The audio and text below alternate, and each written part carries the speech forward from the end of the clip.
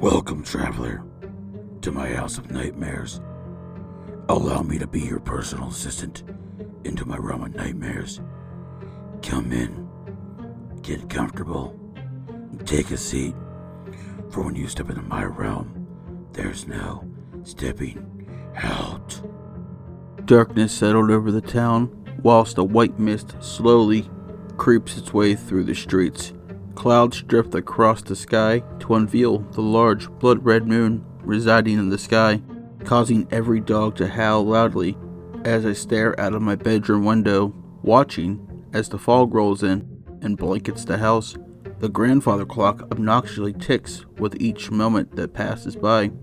The agonizingly slow passing of time further heightens my anxiety. The floor outside of my bedroom creaks when someone passes back and forth in front of it. This has been happening every night for the past 2 weeks. The grandfather clock chimes when the hand strikes midnight, causing me to turn and face my door with a shotgun in hand. Raised the shotgun in my hand and pointed it towards the door as I waited for the knocking to begin. It seemed like an eternity had passed by before the light raps at my bedroom door sounded, the 3 knocks indicating that the thing I had been waiting for was now standing on the other side of that fragile wooden door. The tapping on my door makes my hands begin to tremble. The more that I try to put my index finger on the trigger, the more I begin to panic and question whether or not this is what I wanted to do.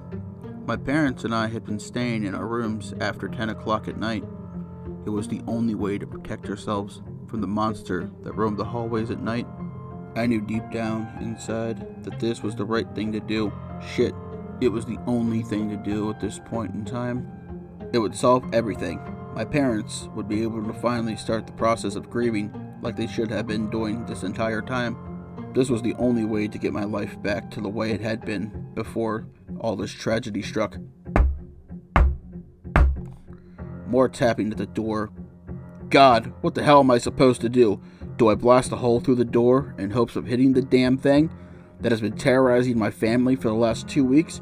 Or do I stay still, isolated in this room with this door locked?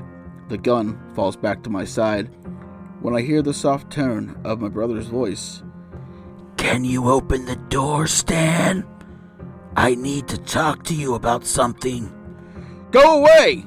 I shout. Please, Stan. I don't have anyone else to talk to, he pleads. Get the hell away from my door! You're hurting my feelings, Stanley, he growls. The tone of my brother's voice is lower, inhuman, and downright scary. My hands tremble worse than they had been not long ago. I raise the gun once more, pointed it at my door as the handle jiggles. This is the best thing to do. This is the right thing, I told myself.